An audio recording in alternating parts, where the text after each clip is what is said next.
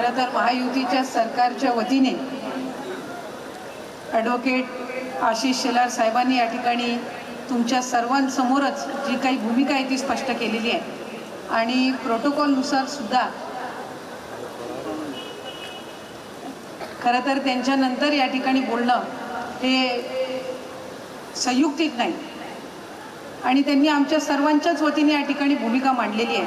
मी फक्त आपल्याला इतकंच या निमित्ताने गणरायाचरणी प्रार्थना करीन की आपण सगळे मिळून जे प्रयत्न करत आहोत त्याला बाप्पाचा आशीर्वाद असावा आणि त्यांच्या आशीर्वादातून संकटमोचक आपण त्यांना म्हणतो आणि त्या पद्धतीने आपण बाप्पाला संबोधित करतो। तर या संकटातून त्याच्या आशीर्वादातूनच आपण बाहेर पडणार आहोत आणि हे महायुतीचं सरकार आदरणीय मुख्यमंत्री उपमुख्यमंत्री असतील आणि मंत्रिमंडळातील आम्ही सर्वजण असो, आम्ही मूर्तिकारांवर कुठल्याही पद्धतीचा अन्याय होऊ देणार नाही यासाठी निश्चितपणाने त्या ठिकाणी अतिशय टोकापर्यंतचे प्रयत्न करू।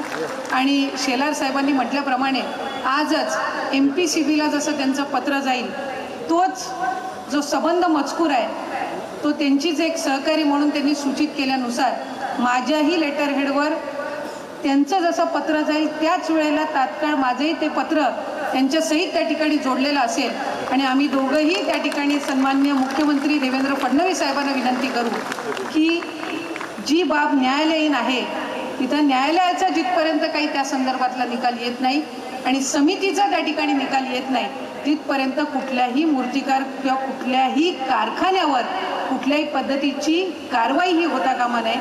आज रायगड जिल्ह्यातील आणि संबंध राज्यातील 26 जिल्ह्यातील आपले प्रतिनिधी हे आज या ठिकाणी आलेले आहेत। आपण सगळे प्रतिनिधी म्हणून आलेला आहात। आपल्या प्रत्येकाच्या कारखान्यातले प्रत्येक कर्मचारी असेल, मग तुम्ही ज्या वेळेला मूर्ती घडवता त्याच्यानंतर अगदी रंगकाम करणारा सुद्धा जो कलाकार आहे, आम्ही रायगड जिल्ह्यामध्ये जवळपास आमच्या पेण तालुक्यामध्ये 800 पेक्षा अधिक कारखाने आहेत आणि एका बाप्पाची ज्या वेळेला आपण मूर्ती त्या ठिकाणी बनवत असतो ती घटित करत असतो, प्रत्येकाच्या घरामध्ये प्रत्येकाच्या अपेक्षेनुसार त्याची आपण ती मूर्ती घडवण्याचं काम हे तुमच्या हातून होत असतं। त्यावेळेला बाप्पाचे डोळे बाप्पाचे संबंध जी काही रंगरंगोटीचं कामकाज आहे हे सुद्धा करणारे जे अतिशय लहानपणापासून त्याची ट्रेनिंग घेत असतात त्यांच्या सहित तुम्ही सगळीजण याच्यामध्ये आहात।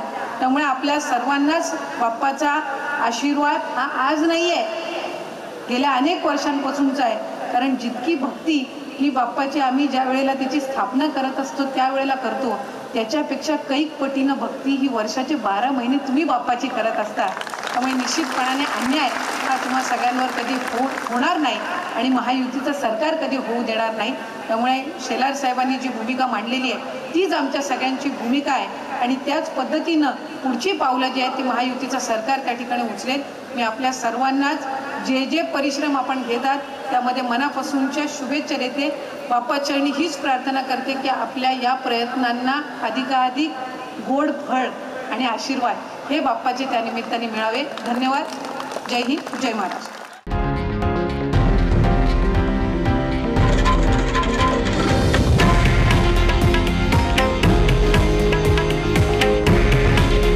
हे आहे देशातील नंबर 1 न्यूज नेटवर्क आणि आपण पाहत आहात TV9 मराठी। काळजी तुमची, हित महाराष्ट्राचं।